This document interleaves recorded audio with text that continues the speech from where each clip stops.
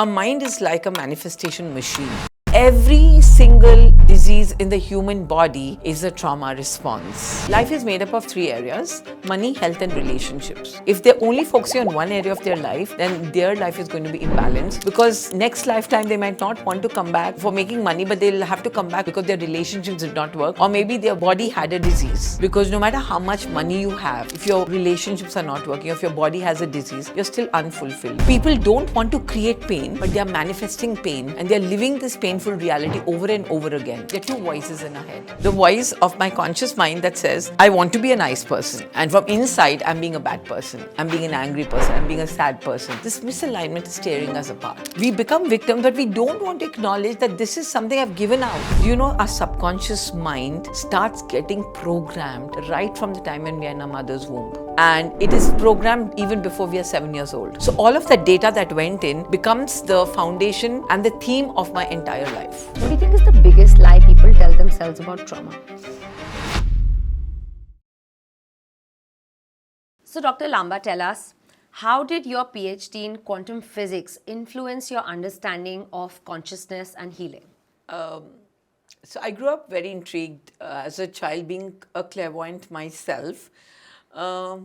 I could actually see through energies and understand energies and perceive them at a very young age. I was barely about 18 years when I came across Dr. Deepak Chopra, and I really understood quantum physics for the first time. And seeing it from that lens, I really knew that there's a larger world than the world of matter that we see. Because the world that we see, we feel this is all that is. But I definitely knew there's something beyond this that exists.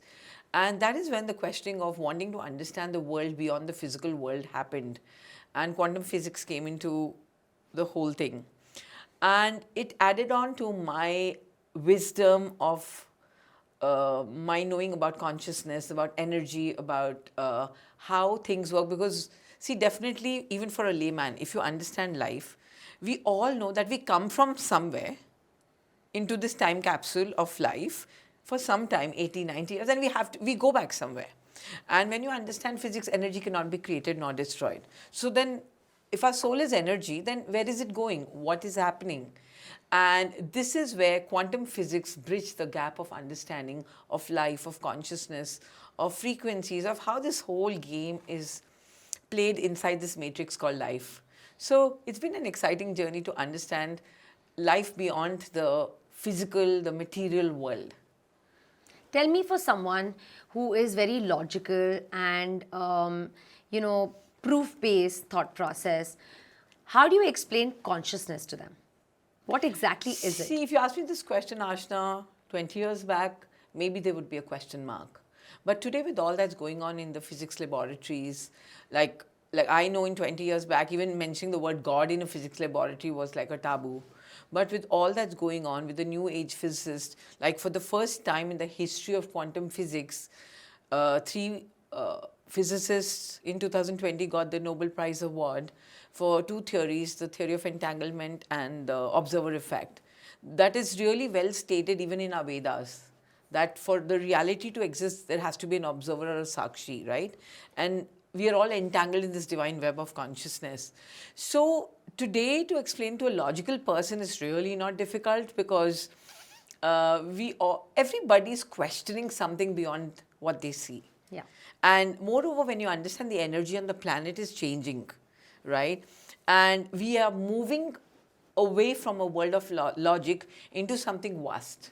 So suddenly, do you see there's a rise in spirituality, and spiritual quotient is overriding intelligent quotient. Correct. So I don't think this should be a challenge anymore in today's world, because logic is something very limited to the knowledge that we know. And wisdom and information is beyond logic. And there's so much information available on the planet with validated scientific research, experiment, and proofs. So, like we were talking about, when we started, that आज की date में किसी को prove भी कराना is like because it's all there. Yeah. It's out there. A person has to be inquisitive enough to understand and to do a little bit of research. We are living in a world of so much information. I completely agree. It's like, what you're seeking comes to you. And if you're Yes. seeking that information, it will come to you in different forms. And it's about you understanding it, right? Seeking that information correctly. Absolutely. So tell me, everyone loves the idea of creating their reality.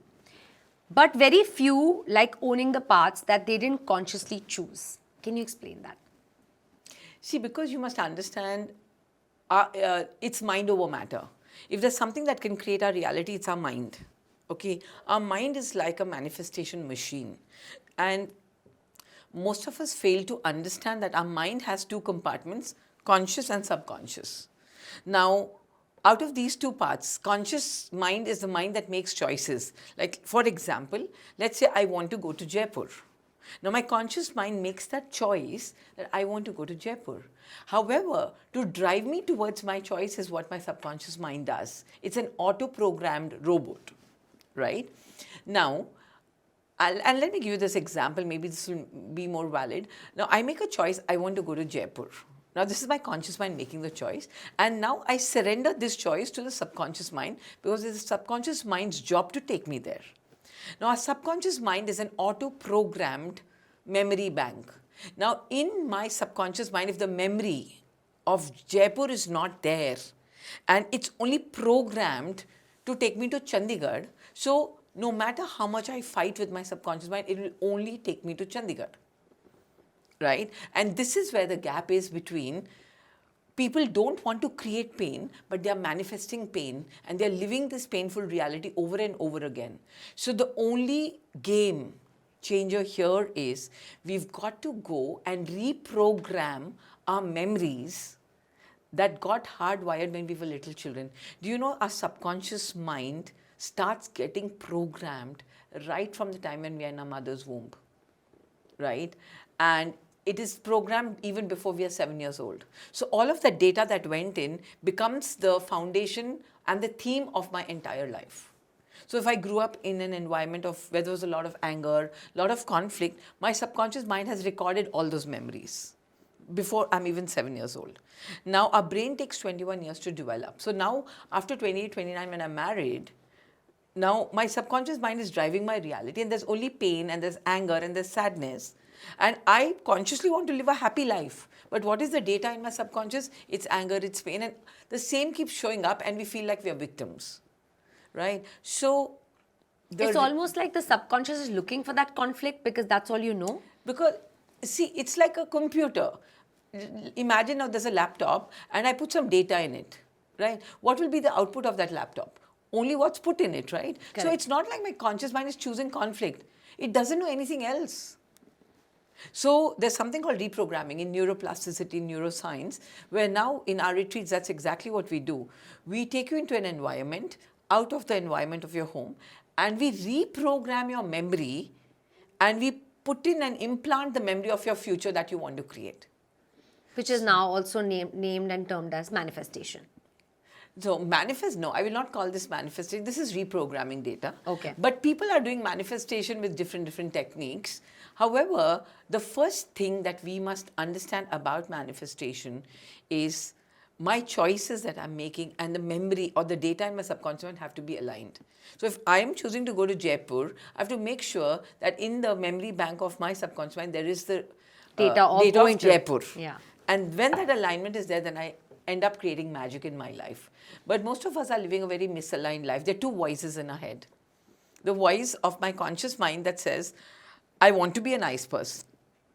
And from inside, I'm being a bad person. I'm being an angry person. I'm being a sad person. This misalignment is tearing us apart. From your work, what part of creating reality do people secretly resist taking responsibility for?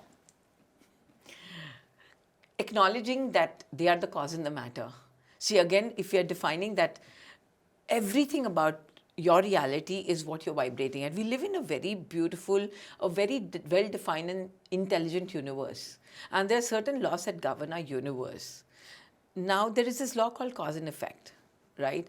And whatever I put into motion as a cause will come back to me as an effect. Right. Now, here is where people don't want to acknowledge and take on responsibility is, like nobody can eat for you, nobody can breathe for you, nobody can put a cause into motion for you.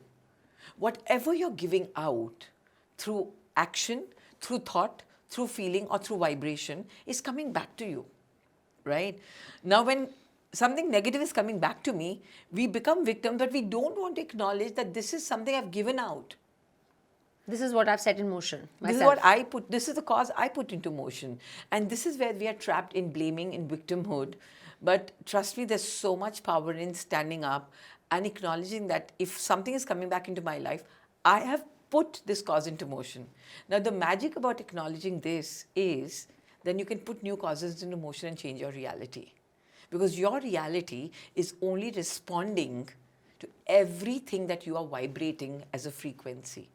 You know, the fun thing in quantum physics, Ashna, is, and I'm talking about real hardcore proven science, reality is only a mirror and is only reflecting what your inner world you're holding on to. And our inner world is all about our nervous system, the data in our nervous system, the pain, the trauma, the happiness, even the good things we are creating, right?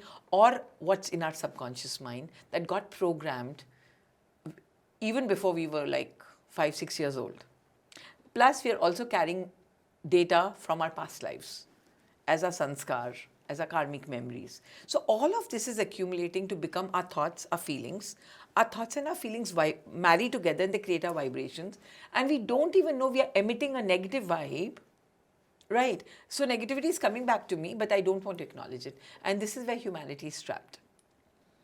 So if trauma's stored in the body and our reality is actually being created by intention, let's discuss the word intention first. I think people don't have a clear understanding of what intention is. Is it just thought? Is it coming from only conscious or is it coming from subconscious as well? So when you understand the human being, we actually have 4 bodies. We have a mind, we have emotions, we have a physical body, and we have a soul. Would you agree? Yes. Right? So we have mind, body, soul, and emotions. Our body, our physical body creates actions, our mind creates thoughts, our emotional body creates feelings, and our soul creates intentions. But intentions are the basis, like they're the seed of everything, and they're an impulse that have the power to manifest thoughts and feelings, right? So, have you ever heard of this dialogue that my intention was not bad, Yeah. but then your actions also hurt people and your emotions also hurt people? So, I might have a good intention, but if my emotions are anger and my action is I'm screaming at you, it's futile. So it's not intentions alone that create our reality. It is supposed to be an alignment of my intention, my thought, my feeling, and my actions. Like I'll give you an example. Let's say my intention, you're my friend, my intention is good with you. I like you and we have this association. But then something in the past happened and I'm really angry and upset with you. Now, my intention is not to hurt you, but then when you come and we are interacting, and because I'm angry of the past, I might just scream at you, shout at you. Now, you cannot see my intention, but you can definitely see my vibration, my thought, my feeling, and how I'm screaming at you, and you react to that, right? So, what I'm giving out in my feelings and my thoughts is coming back to me. So, if you really want to create magic, and the first thumb rule of manifestation is you've got to align your intention with your thoughts, your feelings, and your actions. And once you align them, the energy starts moving in the right direction. So you're saying intention doesn't actually stem from the present, intention actually gets entangled with everything from the past. No, intention could be a present moment awareness also. However, because intention is coming from the soul. Correct. So it is always in the present. But the thoughts that are coming up from the past, the feelings are coming from the past, and that is where my thoughts and feelings sometimes don't align with my intention. And gadbad ho jata hai. Everything gets split, you know. My intention is, like I'll give you an example again. The intention of a mother. What is trauma today? When you talk about parental trauma, Correct. Everybody's talking about it so much. Yeah. Do you really think the intention of parents was to really bully their own children and tell them off and control them? No. The intention was to protect the child, to take care of them. Right? Yeah. So no parent's intention is wrong when they're bringing up a child. However, their subconscious mind was filled up with memories of their childhood, so they ended up treating their own child like their parents treated them. The programming is so the strong. programming is so strong, right? So now intention कहाँ चला गया? Intention तो छुप गया कहीं. आजकल लोग बच्चे ये नहीं देख रहे मेरे पेरेंट्स का इंटेंशन गलत नहीं था, but the children are only, and trauma happens through action, through feeling and through thought. Like a mother might have slapped the child, maybe to protect the child. Maybe that's what the mother knew better. The mother didn't know anything else. Now the child could never see the mother's intention, but the child remembers that slap and has now disconnected from the mother or is angry with the mother because that caused trauma. So intention is always with present moment awareness, but what overpowers intentions is our programs and memories that we are carrying in our subconscious mind. And that is what we need to become aware of and clean that and align our memories, programs, thoughts and feelings with our intentions in the now moment. You're so right, we hold on to the actions that happen and we do land up not really diving into the intention behind it. I think back in when we were kids, it was very normal to get a slap for something you didn't do. It was almost like setting boundaries, right? If the parent wanted you to do well in school and you were nalayak, lazy, you will get a slap for it. If you misbehaved at home, you got a slap for it. If you didn't, act correctly with your siblings, you probably got a slap for it. And I think growing up, a lot of people have now kind of, like you said, come up with that trauma, childhood trauma, parental trauma. Yeah. My parents treated me wrong, my parents mistreated me, and physical abuse, the word has been used. But I don't think, like you said, the intention was that. I think their format of disciplining a child was, let's say, that slap. So discipline equal to giving a slap. But it's not seen as that. Yeah, and my invitation to every single individual is stop judging people from their actions. For a moment, pause and look at their intentions. And that is when you'll be able to see through all of their masks that they're wearing, and you'll actually feel, behind every person, no matter how wild they are, there is a piece of God that does not want wrong for anyone. See, I don't believe God created bad human beings. I agree. But we've become products of our environmental conditioning that we've literally become animals. Right? Intention किसी का नहीं है ये बनना.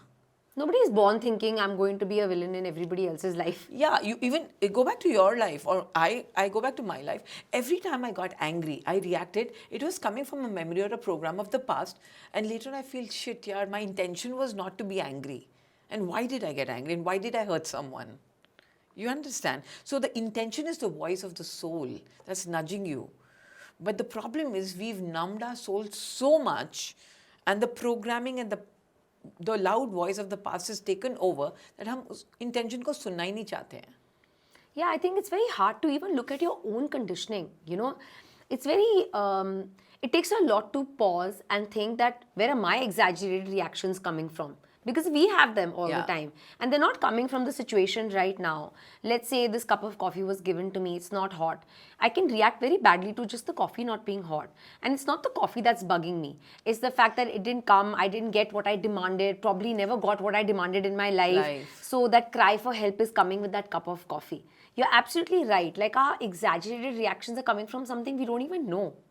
Yeah, like I said, we've, from, conscious, infinite, intelligent human beings, we've turned to be these auto-programmed, reactive robots. And this really needs to change. So, do you think manifestation is overrated without regulation? Absolutely, yes. In fact, it can never happen. It's a struggle. See, because please understand, our nervous system is carrying every single memory, trauma, experience that happened to us that was not processed. And energy is meant to be in motion, okay? Now, every emotion that I did not have space as a child to process ended up getting trapped in my nervous system that is dysregulated.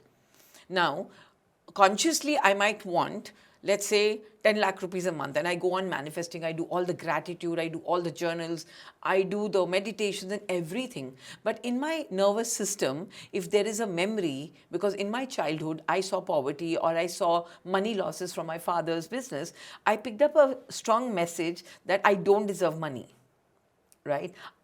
And now, like I told you, our subconscious mind is taking us forward. So consciously, I might do all the work manifestation, but my nervous system is dysregulated and is carrying traumas and memories around money, which we call money wounds. The 10 lakh is never going to come to me.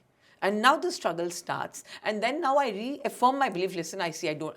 Then we start justifying, oh, no, it's not divine time. Maybe, it'll come. And meant to be. Not meant to be. Maybe it's not my destiny. But truly, a regulated nervous system is something that sets out clear frequencies. And what you want, your asks, are really, really aligned with the frequency that you're emitting in the moment. And that is where magic happens. You use the word purpose. I want to explore this word a little bit. Yeah. I think it is nowadays also, marketed really well and kind of packaged really well. Everybody must have a purpose. What is your true purpose? But are people actually sitting and questioning purpose? Somebody's purpose might be just to earn money. Somebody's purpose might be to become popular. But I don't think we acknowledge that this is my purpose. I think everybody's still looking for that higher purpose, which sounds divine. Can you explain that? So, Ashna, it's very simple. I like to define purpose in 3 categories. So, we come into life and there is a purpose, obviously, because the first purpose is Earth is one of the most toughest universities where we come to raise our consciousness, because consciousness by default, when you look at it, its role is to evolve. Consciousness is always moving upward. That's the role of consciousness. It's light. Like gravity is always pulling things downward. Consciousness is always moving upward by default. Okay. Now, as a soul, we can't live out there in the spiritual realms and evolve. So we need a physical body. We need emotions. We need thoughts, feelings. We need a setup. We need other people to come and trigger us. So it's a setup like a family where we come into Earth School and we take admission and we say, okay, I'm coming here to learn certain lessons and evolve my soul. So the first purpose of every soul is I've come here for a purpose to learn my lessons and evolve. Like for example, when you go to school, you have a purpose. You go into first standard and your purpose is to come out of 12th standard. Correct. Right? Yeah. Now, if you fail in if you don't study your lessons well, you'll fail in 4th standard. Next year, you'll repeat 4th standard.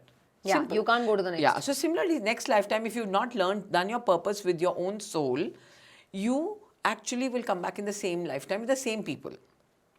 So the first is my soul purpose. Soul purpose is very singular, that I've been put into this setup in Earth School with these 6-7 people who are my karmic group souls. That's your family, okay? And I have to learn to overcome and learn to love unconditionally, learn to forgive, and just learn to be and evolve. Then comes the role purpose. After my soul purpose, like for example, now if you're playing the role of a mother, you have a purpose. The same person can play various roles. Like I play the role of a mother, I play the role of a daughter, I play the role of a sister, a daughter-in-law, and a wife. Yeah. Right? Now, am I fulfilling my purpose in every role? Now, for example, now by default, I'm a life coach professionally, okay? Now, I can't go and be a life coach to my husband because there my role is of a wife. Right? Right. So, that is where we kind of misunderstand purpose. So, in the role purpose, we have various roles that we play, and I'll give you an example. My son was 3 years old when I was very aligned to child psychology, and I wanted to be a great mother because I believed that giving them a safe childhood would really make them balanced individuals. So, but I was also very keen that I want to teach them. So he was 3.5 years old, and I remember I was feeding him and I started asking him questions. Maybe not 3 years old, he was 5 years old. And I was telling him, iska answer do. And that is when I just became aware, why am I depriving him of a mother and becoming a teacher? I'm not his teacher. My role is as a mother in his life. So I'm taking away the experience of a mother. And that was the time Ashna, I started hiring teachers for my kids. Because I decided I don't want to be a teacher to them. Because my role is as a mother. So fulfilling that role. Does this make sense? Yes, absolutely. Because I've seen so many mothers, a child is 14, 15, वो ना teacher बन रहे हैं ना mother बन रहे हैं. So the child is also confused. Correct. कि ये मेरी mother है या teacher है. Or friend. Yeah, or friend. Those lines also getting blurred. How can your child be your friend? It can't.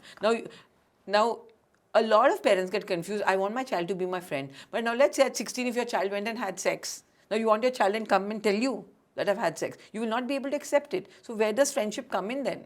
Yeah. So misunderstanding these roles needs some clarity. The third thing I want to say about purpose is dharma. Dharma is something that we carry within our soul. And I always tell people there are three phases of dharma or purpose. First is I fulfill my soul purpose. It's about I, me, and my. Why did my soul choose this? What are my lessons? Where do I need to evolve and grow? So I, me, my. Once you've fulfilled I, me, my, then the second stage comes in you, yours, ours. That means मेरे बच्चे, मेरे husband, मेरी mother in law, सो ये जितने भी मेरे ज़िंदगी में लोग हैं ना, who are extension of me, you, yours and ours, I have to fulfill my purpose with them, right? And once I've fulfilled these two roles of I, me, my and you, yours, ours, then go out and give the light to the world, they, them, theirs. Then ask yourself, what can I do to be a caretaker of Mother Earth? I've come here for 80, 90 years. What can I leave behind as an imprint, right? How can I do something that will leave this earth a better place? So the last leg of dharma is what can I do for the world to be a better place? They always say, right, service is the biggest purpose you can have. Yes. And I think that's what you're talking about. But the biggest gap here is I see so many people, घर के अंदर कांड चल रहा है, but बाहर दुनिया को purpose. That is a mask. Now you don't know how to manifest, but you want to teach the world manifestation. And these so many homegrown life coaches and healers, their own life is not working, their own relationships are not working, and they're overcompensating for that pain by being a healer to the world. That is not true purpose. That is a wounded purpose. That's not coming from a place of total healed soul. So I always tell them, first heal your family. If your relationships are working, that means you've done a good job. Now go out and teach the world. I completely agree. I'm very fascinated by the way you explained it, and it's so true. First is yourself, then is your surrounding, and then is the world.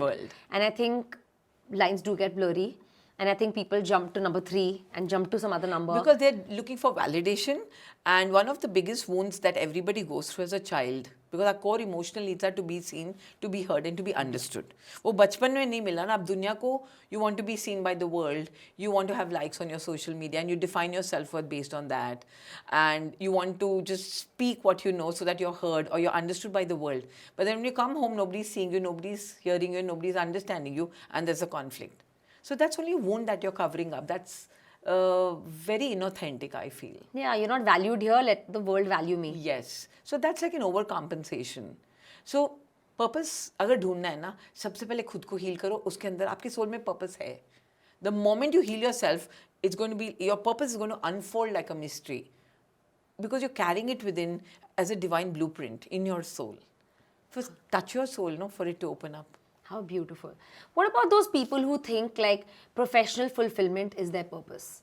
You know, there are people, and I would say largely, especially in our culture, lineage, hereditary, I need to carry the name, professionally fulfilled, that's my purpose. How do you explain to them like there is more to life than just that? See, life is made up of 3 areas: money, health and relationships. And a successful and healthy, purposeful life is when all 3 areas are balanced.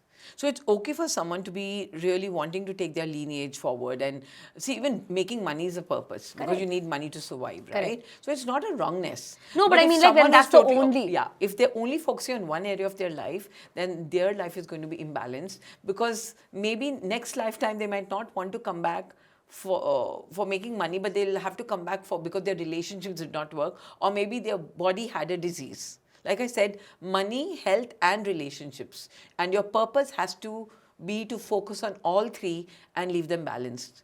Because no matter how much money you have, if your relationships are not working, if your body has a disease, you're still unfulfilled, you're not happy. Correct. Right? So true purpose is about balancing all these areas of our life. I completely agree. And I think true happiness also comes from Absolutely. balance in all. Anyone doesn't work and you're not going to be happy. Absolutely. No matter how much success you're getting in one. So even if you have the most beautiful relationships, you have an amazing marriage, but you're not fulfilled with money, you're not fulfilled with health, you'll be miserable. Absolutely. Vice versa. So Everything. I think all baskets need to be kind of balanced and filled in the right amount, you know, to feel fulfilled and to feel happy moving forward. Absolutely, yes. So if the body is holding unresolved memory, What is the emotional cost of constantly thinking positive instead of feeling what's stored inside? That is signing up for so much of a war inside. Now imagine your body stores everything that your mind forgets. Okay? The relationship between mind and body is like your mind is like a rider and your body is the horse. Okay? Has it ever happened to you when your mind said, let's do this, let's do this, let's do this? And when you went to do it, there was a fear in your body that said, let's not do it. Yeah. Resistance, Yeah. right? Yeah. Now, because our body is holding memories, fear, trauma, sadness, anger, I'm a failure, it's holding, all of your experiences. I'm not good enough, I'm a failure, I will never be able to make it in life, nobody's going to love me, people will, all of this is stored in the body. Conclusions. Yeah. Now, this is all the cellular memory, right? Now, your mind wants to be loved, so you'll make all the effort to love someone, but then your body, that feeling is not being generated and you feel unloved. You're still resisting it. Yeah, you're resisting it. Now you overcompensate and give more love, and still you don't feel loved because your body is storing the memory that I'm not loved. And now the fight starts happening and separations happen, the drama, the trauma, all of that happens. So, what is the price that we have to pay, right? For not being aligned with the feelings in our body is we end up creating conflicts in our money area, in our health, and our relationships. The best thing is, see, because you also understand our mind is designed for self-preservation. Yeah. And as children, when we're going through so much of emotional pain, and the pain is stored in our nervous system, our brain does not want to feel it because it's unsafe. It's an unsafe feeling. So what it does is it creates certain beta blockers or chemicals that blocks up the vagus nerve. The vagus nerve is the prime cranial nerve that's connecting mind and body. Okay? Yeah. And we get disconnected from our mind and our body. So now we are living either in our head and we stop living in our bodies. We're only living in our head. So we are not present to the sensations in our body, but our body is screaming with pain. Now, mind is saying positive socho, positive socho, positive socho, but body negative दे रहा है. So misalignment हो गया ना, अंदर ही एक war शुरू हो जाता है. Like somebody was asking me this question just about a few days back. Ramon, my mind says something and my heart says something. Heart means body. And who should you listen to? You know what I countered question them? Why is your mind and body not saying the same thing? Why are they misaligned? Why are your own mind and body in conflict? Your mind and heart. Correct. And that made sense to her. I said the first thing is pause, come out of your mind, go into your body and see what pain is there and heal it first. And that is when you have mind-body alignment. And that is where somatic therapy comes in, where you release the memories in your body and align your mind with your body. So I feel like a lot of people who are middle-aged like me, where they're bracket between 35 and 45, we become new parents or we are parents and we've moved on to where our parents are slightly getting old and we have children. So we're that in between, we're a parent, we're a daughter, we're a daughter-in-law, we're a sister. We have all these roles we're fulfilling. And I hear a lot of people say, I don't have any trauma. I had a beautiful childhood. I have an amazing relationship with my parents. And they come across very secure, or they want to believe that they're very secure human beings and everything's worked out really well. But you can see that they're not successful, good functioning people. What has gone wrong there? So, see, I'll tell you what. As you're growing up, our subconscious mind is like this cup.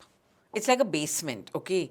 That's underneath the level of a conscious mind. Now, this basement is filled with a lot of dead rats, even before we are 7 years old. And now, after that, let's say the shutter goes off the basement and the conscious mind only develops after 7 years. The house on top. The house on top, okay. 0 to 7 is a subconscious programmable stage. 7 years to 14 years is our conscious mind developing, our logical mind, our analytical mind. But उससे पहले वो चूहे चले गए basement में, right? Now, there's something called coping strategies because our mind is a self-preservation mechanism and it wants to preserve us from everything that we feel or we believe is wrong with us. So now what happens is we suppress and repress these memories or these dead rats right under the basement and we start building up masks as a coping mechanism. So let's say, for example, if as a child I was 4 years old and I failed and I believed I'm a failure, right? I just failed once. Failing could be anything. Maybe I displeased my mother or I failed in an exam. Now, I get a message as a child that in life failure will not be accepted. So now I repress that memory. That belief system is there deep down in my subconscious. I'm a failure. Now I start wearing a mask of an overachiever and I want to show the world that, listen, see, I'm a successful person.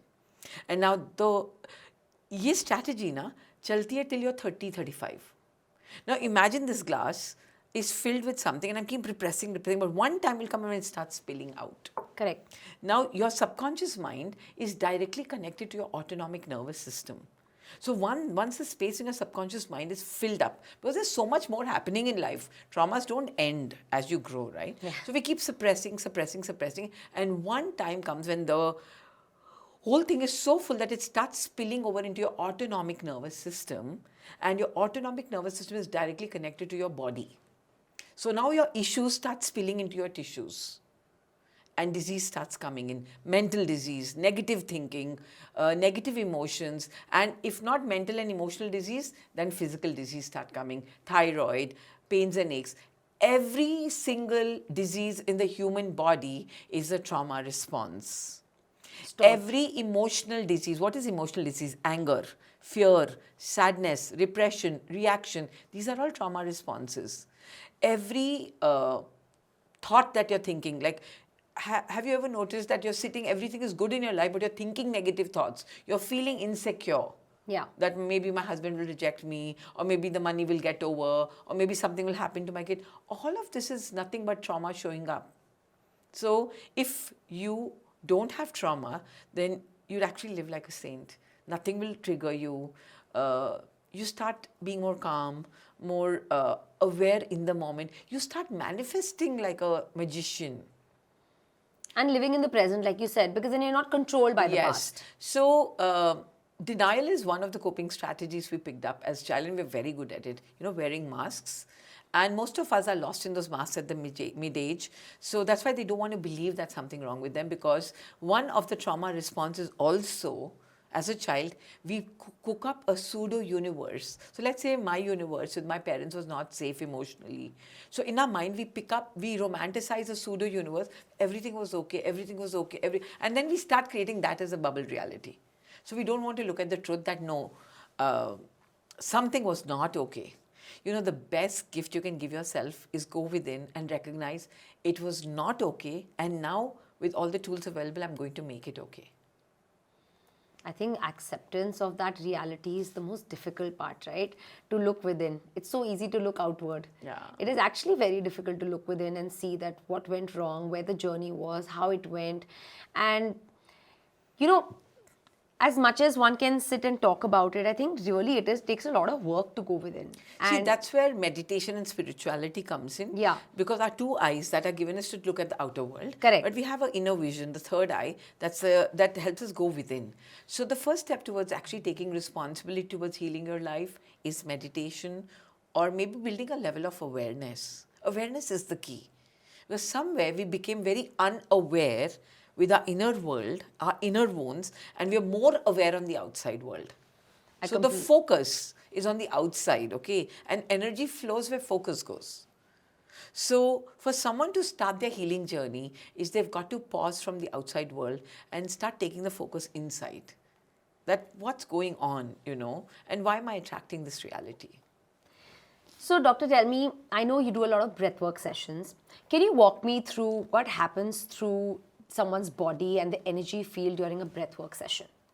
So when you understand breathwork, or in our ancient wisdom, they call it pranayama, our breath is our connection to life. And we by default are called pranis. Because when we are breathing in life, we are breathing in consciousness, we are breathing in light, right?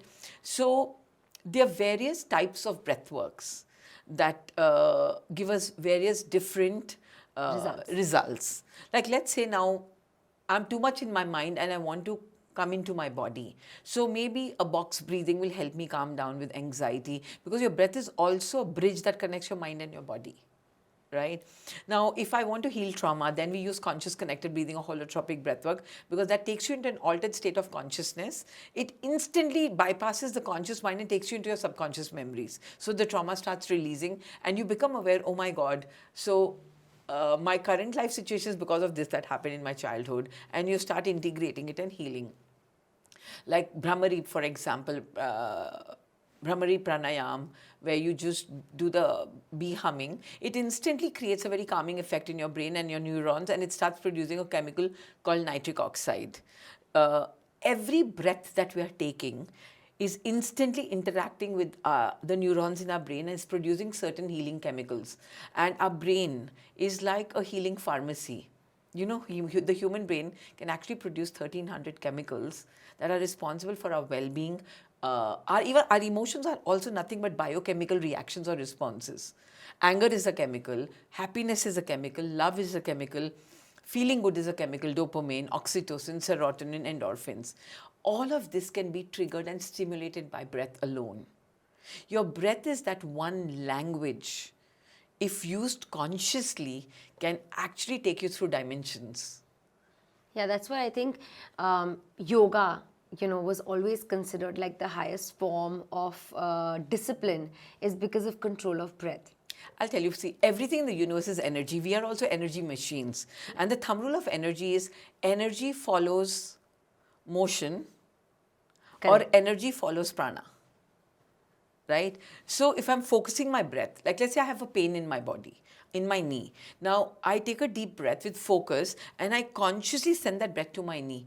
In just 6, 7 breaths, the pain will start releasing and healing.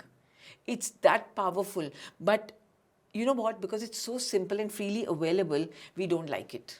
हमको महंगा कुछ चाहिए, branded कुछ चाहिए. Like today, if I start packing up the breath of prana in a nice branded thing, people would buy it and believe in it. But because it's so freely available, we don't want to believe in the power of breath. But trust me, breathwork is the key to elevated states of consciousness, to healing your karma, to healing your traumas, to going back into your mother's womb and healing all the memories that happened to you and visually seeing them and integrating yourself.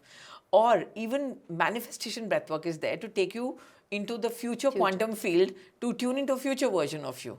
So imagine the power of breath. And it's so freely available. Wow. There's this institute called the HeartMath Institute in Florida, which do a lot of extensive research on the impact of the human mind and the heart. And a research states that primarily only 3 minutes of conscious breathing, I'm talking about box breathing, inhaling, pausing, and exhaling, can leave your brain, your mind, and your emotional body in a high frequency, positive frequency of 6 hours.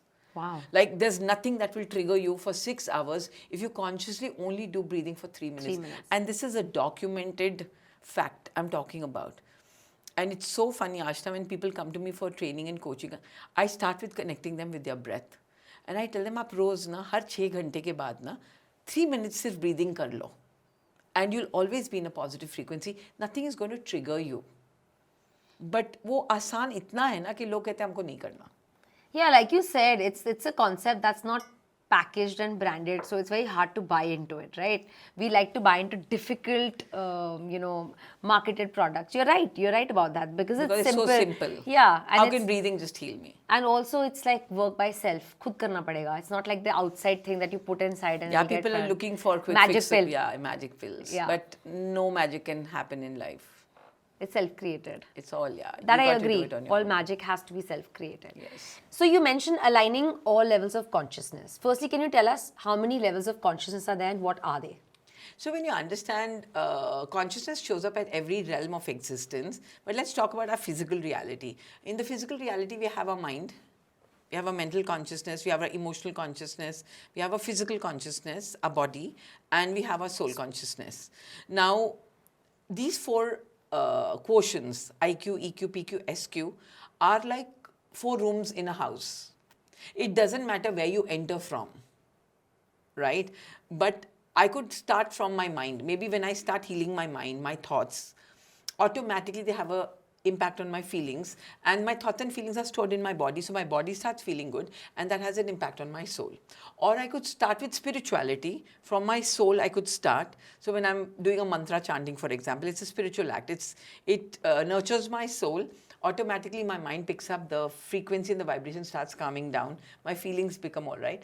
So it doesn't matter where I'm starting from, but when I start healing one part of it, it has a deep impact on the other 3 areas also. The question is not about which level should we target. The question is start somewhere. I agree. And how do you identify which level needs attention first? Because people might be confused. There might be people who say, I'm always doing the spiritual realm. I'm looking into the spiritual health, but the rest of the things are not working. So, how Then does somebody that's- identify what they need to give So, attention? see, I'll tell you one thing. If you're authentically doing the work, like I said, I'm repeating again, if I'm doing a spiritual practice, automatically my emotions will be regulated. I'm not going to get angry. But I've seen so many spiritual people, they're not doing the real work and they're bypassing. So they do their spirituality, but when they come out, they're reacting to life, they're getting angry, they are fearful, and then again they're doing spirituality. So I personally feel the first place to target is first start with your emotions. First, get a grip on your anger. Anger is the most damaging emotion. It's like the fire element in your solar plexus that can burn your cells down. Do you know 1 minute of anger in the body produces so much cortisol that it takes 3 days for your cells to repair it? 1 minute of anger. So if you really want to align your levels of consciousness, start with regulating your emotions. And your emotions are directly connected to your nervous system, and your emotions are coming from your past traumas. So start healing your trauma first. I agree, because I see a lot of people nowadays, they'll go into chanting, group chanting, satsangs. But then again, like their own self, like you said, they'll have the anger, they'll have the reactions, they'll have all of that still happening. So they're fixing that outer layer where they're like, oh, I will go and heal the soul. But then the emotions are not taken care of. So you're Or then absolutely their right. mind is thinking negative. Yeah. Or then they're feeling negativity for each other, judging each other, right? Now, personally, if you're a spiritual person, then you will see the divine in yourself and you'll see the divine in everyone. Would you even judge God? No, right? God lives in everyone. And they say, if you want to treat God right, go and treat people right. Yeah. I truly believe in that. So somewhere we've got to understand things and put them in an integrated process rightly. Don't you feel like we've created the puzzle? The puzzle doesn't actually exist. Yeah. It's quite simple. We've only complicated it. You just came here to exist, and your existence is enough. But here we thought we got into competition. We want to prove, to be seen, to be heard, to be understood. We're doing so much of drama and trauma. But the very fact that you're on earth, do you know for a soul to get admission onto this earth school is so difficult? You are present here because you got through the most difficult university earth.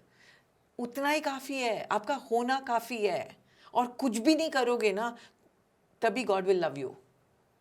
But we feel, no, I have to achieve this, I have to achieve that, and maybe God might love a money more than he loves a poor person. All that is, we're all one. We're all come from a same source, going back into the same source. So there's a lot of pseudo-spirituality that's come about, in today's day and age. And these spiritual spaces encourage you to stay in this high vibration state and move on, don't be affected by what's going on, let go. But like you said, healing is a very personal thing. And I don't think there's like one formula to it all. Like everybody has their own personal healing journey, because we've all been through our own various experiences. The same thing can happen to you and me, but we'll interpret it differently. Hence, our trauma will be different. Hence, our healing will be different to the same exact thing that'll happen to you and I. Tell me, what parts of healing get bypassed when spirituality becomes another form of avoidance? First of all, I want to really bust this myth that spirituality is all about love and light. True spirituality is about going into the darkness of your soul. It's ugly, it's dark. It's like going into a dark basement where fragmented pieces of your soul have been locked up in a jail from lifetimes, and healing them in an ICU and then transmuting all of that darkness into light. So the first step of true spirituality is about going into the darkness of your soul, right? We come into this world in a state of duality. Duality means we are all half dark and half light. Now, our goal of spirituality is not about focusing on the light. That's pseudo. Because now you're ignoring the darkness. Correct. Spirituality truly is not about thinking positive. It's about embracing the negative. Because energy can be transmuted. So our goal in the spiritual path is, can I focus on my darkness and transmute it all into light? Because from duality, now I have to come to a space of neutrality and then come to singularity. Singularity means where the darkness and the light merge and I become singularity. And now from singularity, I have to go to shunya. Zero. Right? That's the whole journey. I'll give an example. Let's say your soul, spirituality means going into your soul, coming out of your mind and going to your soul. Now, your soul is like a 1,000-watt bulb that never went off. It never went off. It's always shining. It's the light of God that we carry, the spark of the divine within. Now, imagine there's a 1,000-watt bulb, and over years, a lot of people came and threw a lot of kachra, and now you're 40 years old, and there's so much kachra on the light. So now your light, your 1,000-watt bulb is not shining because there's so much kachra. Now, if you want to reach that light, the first step is you'll have to start the kachra cleaning, right? Correct. So true spirituality is going into that darkness to find that light. It's not about putting on another pseudo light and avoiding this kachra. So when we have a spiritual awakening, this process is called the dark night of the soul. It's scary. And if you've not gone through it, you're not truly spiritual. And true spiritual people don't talk about it. They don't wear it up their sleeve like a mask because they understand it's a state of being which is embodied with your presence and the light is automatically shining. You come into their space and you understand their wisdom speaks, their presence speaks, their aura speaks. They don't have to say I'm a spiritual person because they've done the dark work, they've done the dirty work. So spiritual awakening is a shit pot. But if you've gone through it, the light there awaits. It's beautiful. It's all churning and burning of the ego. See, because your light is like the God and ego is like edging God out, EGO. So truly it's about burning of the ego self to go into the divine being. And once you reach that space and you start seeing the divine in everyone, it's so beautiful. According to you and your experience, what do you think is the biggest lie people tell themselves about trauma? First of all, let's understand the term trauma, okay? Because we are so used to coping up with life, बचपन से हमको ये message मिला, adjust कर लो, जाने दो, you know, move on, let it go. Good thing to let it go. Don't hold on to it. But trauma is anything that's too much for our nervous system to handle and process, where I don't have tools or resources. So let's say for a small child, let's say for a 5-year-old child, mother and father fighting is too much to handle emotionally. Can't take it. Can't take it. But वही बच्चा अगर 25 साल का अगर mother father are fighting, he'll say यार ठीक है लड़ते हैं. Big deal. So normal. So normal. Okay. Now, at any age, trauma can happen. Anything that's too much for my nervous system to handle and which I did not have a space and outer resources or inner resources to heal it and process it and put it back into motion. So what happens is because the emotions are too much to handle, our nervous system says, oh my God, we can't handle this right now because it's so much. So let's store it as a memory and let my master come back in another time and process it when the trauma is over. So you're locking it away. You're locking it away. Now, we normally don't go back and readdress it. So and then obviously we have the mind and body disconnect. So the biggest lie that we tell ourselves that it never happened. And it was okay and see, again, trauma, it's sad, but it's true. The inception of trauma happens with our prime caregivers, our mother and father. And we also love them. So one of the biggest lies is also not addressing that they messed up. Or they caused the pain. They caused the pain. And it's not about blaming them. Yeah, that's not the intention. The intention was never there. It's about recognizing that this happened. And now it's not like you at 22 you have to go and fight with them, but you got to go and address it and regulate your nervous system. And also probably you didn't have the tools to understand why that was happening. So like you gave the example of the mother and father arguing. To a 5-year-old it's unclear, right, why they're fighting. Maybe they're arguing about money. Maybe they're saying, no, this kid needs to go to this big school. I want you to earn better. So maybe they're positively discussing something, but they're disagreeing. So it's a disagreement. It's not really fighting. But that 5-year-old doesn't have tools to understand that. So that disagreement comes across as my father's dominating, my mother's always fighting, my mother's kid, and you can come up with so many conclusions on that one disagreement. And like I said, because that understanding is only not there at 5. or at 6. So your perception, even at 5, 6, could have formed really crazy Filters. understanding and filters and lenses that you don't really realize as an adult. Yeah, see, because you know what? Even one episode that happened in your childhood before you're 4 years old. So your brain, when you're born, your mind is in the theta frequency. That's the programmable state, the subconscious mind. Till you're 7 years old, every single episode through observation is being recorded as a memory. So that means the record button is on. You could be whispering to your husband and fighting, but if your child is seeing it, it's recorded in the child's memory. Now the child picks up perceptions. Oh, relationships look like this. The biggest lie you asked me is, you know what, Ashna? We've normalized being angry with each other. When I tell families कि क्यों गुस्सा करते हो, क्यों लड़ते हो, and you know the answer they give is normal है. अरे normal नहीं है, ये trauma है. तो सबसे बड़ा झूठ हम खुद को ये बोल रहे हैं कि गुस्सा नॉर्मल है, बट ये एक्नॉलेज नहीं करे गुस्सा ट्रॉमा की वजह से है. Or failures in life, money failures are due to a trauma response. The reason why you could not make it big in life, it's a failure response as a child. Or your fear, ये normal नहीं है. God, do you think such an intelligent God designed life to be so Traumatic. Traumatic, really? No. This is what our nervous system has told. So we need to speak the truth to ourselves and recognize, अगर मुझे गुस्सा आ रहा है ना, ये कचरा मेरे अंदर है. I need to go and do my kachra cleaning.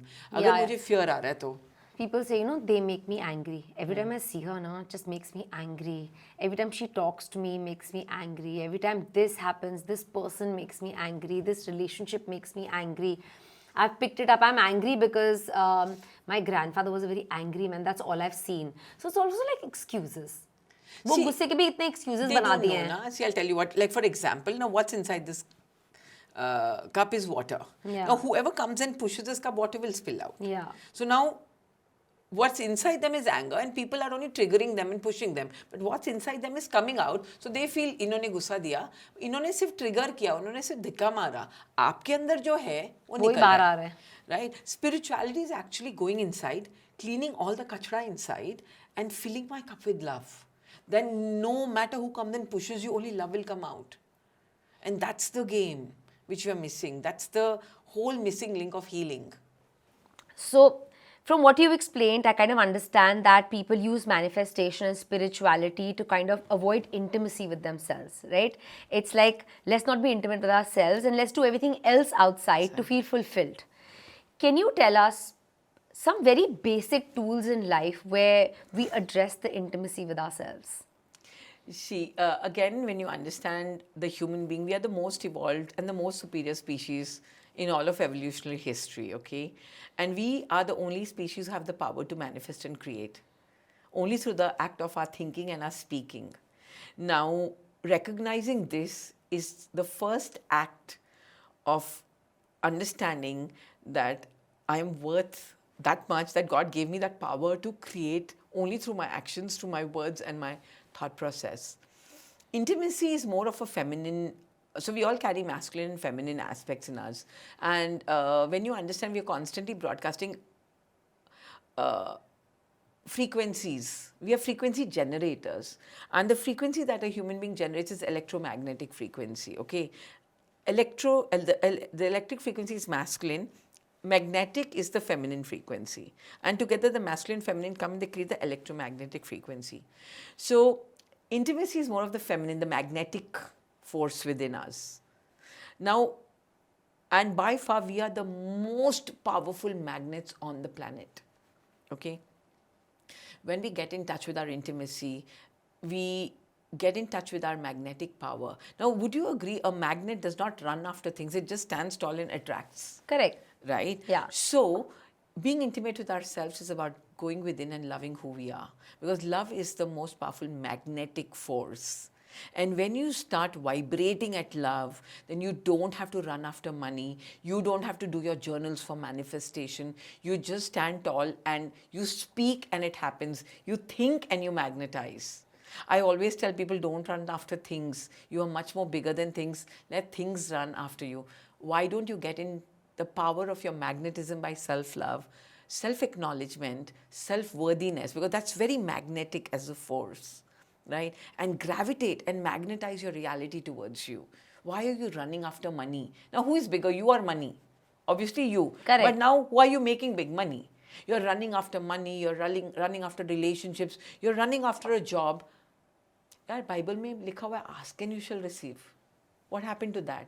You know, that intimacy is missing, the magnetic force is missing. So when you start really activating the, see, our trauma demagnetizes us. So when when you actually heal yourself, you start magnetizing yourself back into that powerful being that you are. I completely agree, and I really like your example of the light bulb. So, like you said, if all the trauma and everything all the experiences, the darkness is on top, the light is going to be dim. And like you said, if the light is bright, then everything else comes to the light. Comes to the light. Yeah.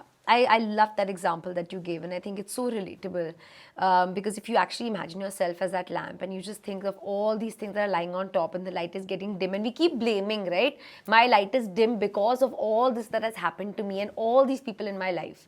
And if you just start to clear, the light is still there. And something very profound I want to share here, and this could be one of the biggest takeaways in this podcast, is your reality out there is directly proportionate to the light you embody in your soul.